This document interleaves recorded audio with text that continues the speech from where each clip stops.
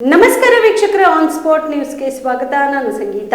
ಕಲಬುರಗಿ ನಗರದಲ್ಲಿ ನಡೆದ 65 ಮನೆಗಳ್ಳತನ ಪ್ರಕರಣಗಳನ್ನು ಪತ್ತೆ ಹಚ್ಚಿ 114 ಜನ ಆರೋಪಿಗಳನ್ನು ಬಂಧಿಸಿ ಅವರಿಂದ ಬಂಗಾರ, ಬೆಳ್ಳಿ, ನಗದು ಹಣ, ಬೆಲೆ ಬಾಳುವ ವಸ್ತುಗಳು ಸೇರಿದಂತೆ 83,43,657 ರೂಪಾಯಿ ಮೌಲ್ಯದ ಸ್ವತ್ತುಗಳನ್ನು ವಶಪಡಿಸಿಕೊಂಡು ಅವುಗಳನ್ನು ವಾರಸುದಾರರಿಗೆ ಹಸ್ತಾಂತರಿಸಲಾಗಿದೆ ಎಂದು ನಗರ ಪೊಲೀಸ್ ಆಯುಕ್ತ ಡಾಕ್ಟರ್ ಶರಣಪ್ಪ ಎಸ್ಟಿ ತಿಳಿಸಿದರು.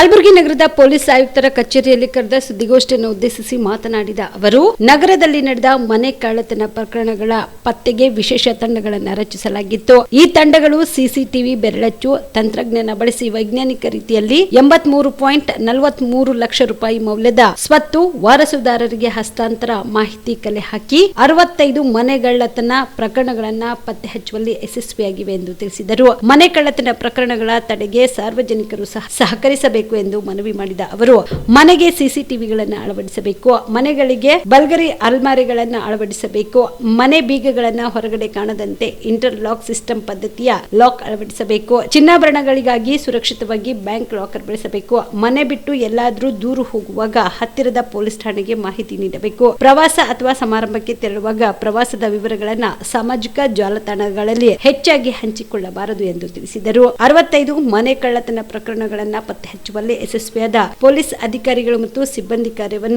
ಶ್ಲಾಘಿಸಿದರು.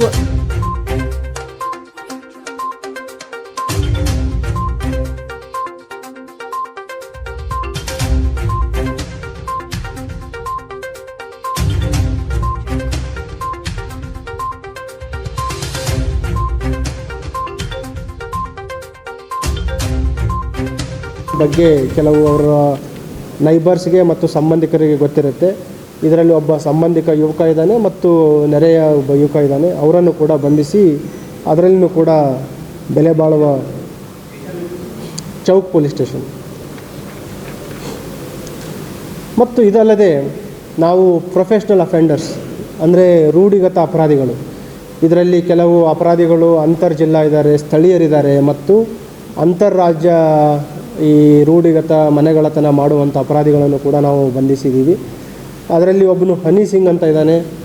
ಅವನು ಇಲ್ಲಿ ಲೋಕಲ್ ಅಫೆನ್ಸ್ ಮಾಡಿದ್ದಾನೆ, ಗ್ರಾಮೀಣ ಪ್ರದೇಶದಲ್ಲಿ ಅಪರಾಧ ಮಾಡಿದ್ದಾನೆ, ಜಿಲ್ಲೆ ಪ್ರದೇಶದಲ್ಲಿ ಅಲ್ಲದೆ ಬೇರೆ ಬೇರೆ ಜಿಲ್ಲೆಗಳಲ್ಲದೆ ಮತ್ತು ಬೇರೆ ಹೊರ ರಾಜ್ಯಗಳನ್ನು ಅಪರಾಧ ಮಾಡಿರುವ ಅವನ ಅಪರಾಧಗಳಿದ್ದಾವೆ. ಅವನ ಒಂದು ಬಂಧನದಿಂದ ಒಟ್ಟು 16 ಪ್ರಕರಣಗಳು ಪತ್ತೆಯಾಗಿದ್ದಾವೆ. ಇದು ಯೂನಿವರ್ಸಿಟಿ ಪೊಲೀಸ್ ಸ್ಟೇಷನ್ ಅಧಿಕಾರಿ ಸಿಬ್ಬಂದಿಯವರು ಪತ್ತೆ ಮಾಡಿದ್ದಾರೆ. ಮತ್ತು ಈಗ ಆರಂಭದಲ್ಲಿ ತಮಗೆ ಹೇಳಿದೆ, ಈ ಅಪರಾಧಿಗಳ ಹಿನ್ನೆಲೆ ನಾವು ನೋಡಿದಾಗ 114ರಲ್ಲಿ ಕೆಲವು ಕಾನೂನಿನ ಸಂಘರ್ಷಕ್ಕೊಳಗಾಗಿರೋ ಯುವಕರು ಇದ್ದಾರೆ, ಲೆಸ್ ದ್ಯಾನ್ 18 ಇಯರ್ಸ್ ಇರುವಂಥವ್ರು ಇದ್ದಾರೆ. ಆಮೇಲೆ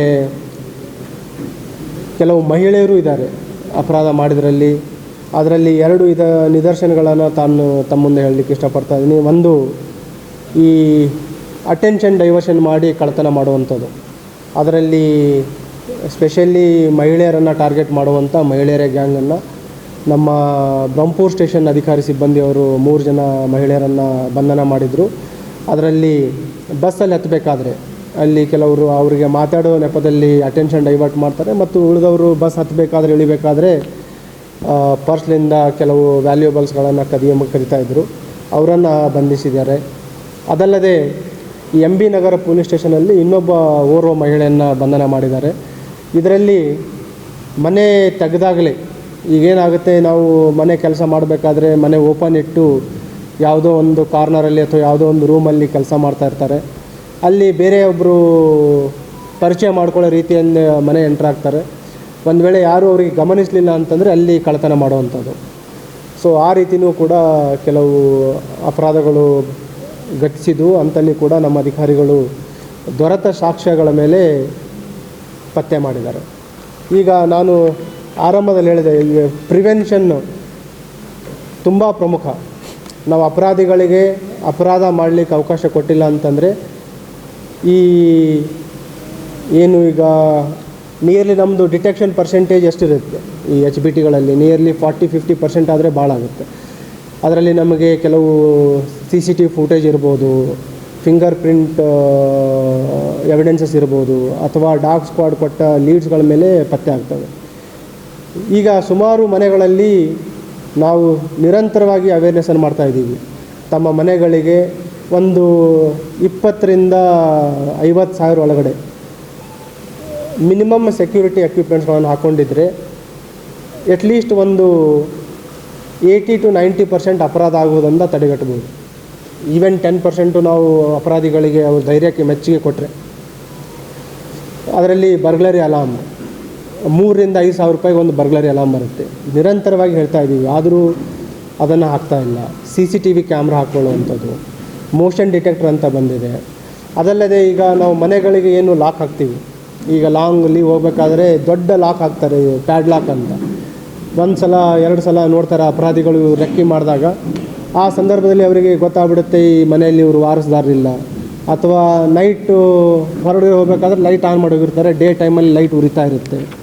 ನ್ಯೂಸ್ ಪೇಪರ್ ಮನೆ ಮುಂದೆ ಬಿದ್ದಿರೋವಂಥದ್ದು, ಅಥವಾ ಹಾಲಿನ ಪ್ಯಾಕೆಟ್ ಬಿದ್ದಿರೋವಂಥದ್ದು, ಅಥವಾ pad lock, visible pad lock ಅಥವಾ ಗೇಟಿಗೆ ಹಾಕಿರುವಂಥ ಲಾಕ್, ಇವೆಲ್ಲ ಈ ಅಪರಾಧಿಗಳಿಗೆ ಆಹ್ವಾನ ಕೊಟ್ಟ ರೀತಿ.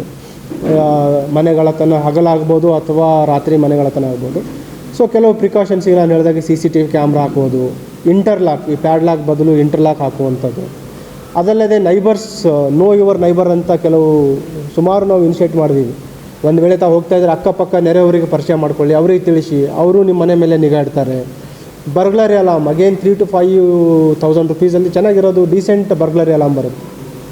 ಯಾರಾದರೂ ಬ್ರೇಕ್ ಓಪನ್ ಮಾಡಿದರೆ ಆಟೋಮೆಟಿಕ್ ಅಲಾರ್ಮ್ ಬರುತ್ತೆ, ಅಪರಾಧಿಗಳು ಭಯದಿಂದ ಓಡೋಗುವಂಥ ಪರಿಸ್ಥಿತಿ ಬರುತ್ತೆ. ಈ ಸುದ್ದಿಗೋಷ್ಠಿಯಲ್ಲಿ DCP ಕನಿಕಾ ಶುಕ್ರವಾಲ್ ಸೇರಿದಂತೆ ಅನೇಕರು ಇದ್ದರು. ಪ್ರಕಟಣೆ: ಕರ್ನಾಟಕ ಸರ್ಕಾರ, ಜಿಲ್ಲಾಡಳಿತ, ಜಿಲ್ಲಾ ಪಂಚಾಯತ್, ಜಿಲ್ಲಾ ಆರೋಗ್ಯ ಮತ್ತು ಕುಟುಂಬ ಕಲ್ಯಾಣ ಇಲಾಖೆ, ಜಿಲ್ಲಾ ಮಾನಸಿಕ ಆರೋಗ್ಯ ಕಾರ್ಯಕ್ರಮ ಕಲಬುರಗಿ.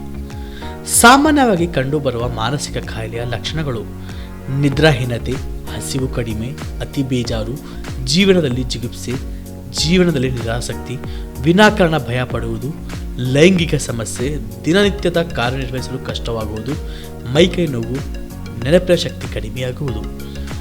ಗಂಭೀರ ಸ್ವರೂಪದ ಮಾನಸಿಕ ಕಾಯಿಲೆಯ ಲಕ್ಷಣಗಳು: ವಿಚಿತ್ರ ವರ್ತನೆ, ಮಂಕಾಗಿರುವುದು, ಅತಿ ದುಃಖ, ಅತಿ ಸಂಶಯ, ಆತ್ಮಹತ್ಯೆ ಆಲೋಚನೆ, ಅತಿ ಸಂತೋಷ ಮತ್ತು ಜಂಬ ಕೊಚ್ಚಿಕೊಳ್ಳುವುದು, ಬೇರೆಯವರಿಗೆ ಕಾಣಿಸದ ಕೇಳಿಸದ ದೃಶ್ಯ, ಧ್ವನಿಗಳು ಕಾಣಿಸುವುದು, ಕೇಳಿಸುವುದು, ಮೈ ಮೇಲೆ ದೇವರು ದೆವ್ವ ಬಂದಂತೆ ಆಡುವುದು, ಮೂರ್ಛೆ ಬೀಳುವುದು, ಬುದ್ಧಿಮಾಂದ್ಯತೆ. ಚಿಕಿತ್ಸಾ ಸೌಲಭ್ಯಗಳು: ಆಪ್ತ ಸಮಾಲೋಚನೆ, ಮಾತ್ರೆಗಳ ಮುಖಾಂತರ ಚಿಕಿತ್ಸೆ, ಸಾಮಾಜಿಕ ಬೆಂಬಲ ನೀಡುವುದು, ವಿದ್ಯುತ್ ಕಂಪನ ಚಿಕಿತ್ಸೆ ಎಲ್ಲಿ ಲಭ್ಯ? ಹತ್ತಿರದ ಸರ್ಕಾರಿ ಪ್ರಾಥಮಿಕ ಆರೋಗ್ಯ ಕೇಂದ್ರ, ಸಮುದಾಯ ಆರೋಗ್ಯ ಕೇಂದ್ರ, ತಾಲೂಕು ಆಸ್ಪತ್ರೆ, ಜಿಲ್ಲಾ ಆಸ್ಪತ್ರೆ, ವೈದ್ಯಕೀಯ ಮಹಾವಿದ್ಯಾಲಯ. ಮನೋಚೈತನ್ಯ ಕಾರ್ಯಕ್ರಮ: ಜಿಲ್ಲಾ ಮಾನಸಿಕ ಆರೋಗ್ಯ ಕಾರ್ಯಕ್ರಮ, ಜಿಲ್ಲಾ ಆರೋಗ್ಯ ಮತ್ತು ಕುಟುಂಬ ಕಲ್ಯಾಣ ಇಲಾಖೆ ಕಲಬುರಗಿ ವತಿಯಿಂದ ಪ್ರತಿ ತಿಂಗಳು ತಾಲೂಕು ಆಸ್ಪತ್ರೆಯಲ್ಲಿ ಮಾನಸಿಕ ಆರೋಗ್ಯ ಚಿಕಿತ್ಸಾ ಶಿಬಿರ ನಡೆಸಲಾಗುವುದು. ಪ್ರತಿ ತಿಂಗಳು ಮೊದಲನೇ ಮಂಗಳವಾರ ತಾಲೂಕು ಆಸ್ಪತ್ರೆ ಆಳಂದ್, ಪ್ರತಿ ತಿಂಗಳು 2ನೇ ಮಂಗಳವಾರ ತಾಲೂಕು ಆಸ್ಪತ್ರೆ ಚಿಂಚೋಳಿ, ಪ್ರತಿ ತಿಂಗಳು 3ನೇ ಮಂಗಳವಾರ ತಾಲೂಕು ಆಸ್ಪತ್ರೆ ಚಿತ್ತಾಪುರ್, ಪ್ರತಿ ತಿಂಗಳು 4ನೇ ಮಂಗಳವಾರ ತಾಲೂಕು ಆಸ್ಪತ್ರೆ ಸೇಡಂ, ಪ್ರತಿ ತಿಂಗಳು 2ನೇ ಶುಕ್ರವಾರ ತಾಲೂಕು ಆಸ್ಪತ್ರೆ ಅಫಜಲ್ಪುರ್, ಪ್ರತಿ ತಿಂಗಳು 3ನೇ ಶುಕ್ರವಾರ ತಾಲೂಕು ಆಸ್ಪತ್ರೆ ಜವರ್ಗಿ, ಪ್ರತಿ ತಿಂಗಳು ಹುಡುಬೆಯದ್ದು ದೇವಲಗಾಡ್ಗಾಪುರಿನ ಸಂಗಮ ದೇವಸ್ಥಾನದ ಚಿಕಿತ್ಸೆ ನೀಡಲಾಗುವುದು. ರಾಜ್ಯಾದ್ಯಂತ ದೂರವಾಣಿ ಟೆಲಿ ಮಾನಸಿಕ ಆರೋಗ್ಯಕ್ಕೆ ನೆರವು ಮತ್ತು ಸಂಕೀರ್ಣ ನೆಟ್ವರ್ಕ್ ಟೆಲಿ ಮಾನಸ. ಟೋಲ್ ಫ್ರೀ ದೂರವಾಣಿ ಸಂಖ್ಯೆ 144161800891 14416. ಯಾರು ಕರೆ ಮಾಡಬಹುದು? ವ್ಯಥೆಗೆ ಒಳಪಟ್ಟವರು, ಪರೀಕ್ಷಾ ಒತ್ತಡಕ್ಕೊಳಗಾದವರು, ಕೌಟುಂಬಿಕ ಕಲಹದಿಂದ ನರಳುತ್ತಿರುವವರು, ಮದ್ಯ ಮತ್ತು ಮಾದಕ ವಸ್ತು ವ್ಯಸನದ ಸಮಸ್ಯೆಯಲ್ಲಿ ಸಿಲುಕಿರುವವರು, ಜ್ಞಾಪಕ ಶಕ್ತಿ ತೊಂದರೆಯುಳ್ಳವರು, ಆರ್ಥಿಕ ಒತ್ತಡದಲ್ಲಿರುವವರು, ಇತರೆ ಯಾವುದೇ ಮಾನಸಿಕ ಆರೋಗ್ಯದ ಸಮಸ್ಯೆಯಿಂದ ಬಳಲುತ್ತಿರುವವರು. ಪ್ರಕಟಣೆ: ಜಿಲ್ಲಾ ಮಾನಸಿಕ ಆರೋಗ್ಯ ಕಾರ್ಯಕ್ರಮ, ಜಿಲ್ಲಾ ಆರೋಗ್ಯ ಮತ್ತು ಕುಟುಂಬ ಕಲ್ಯಾಣ ಇಲಾಖೆ ಕಲಬುರಗಿ.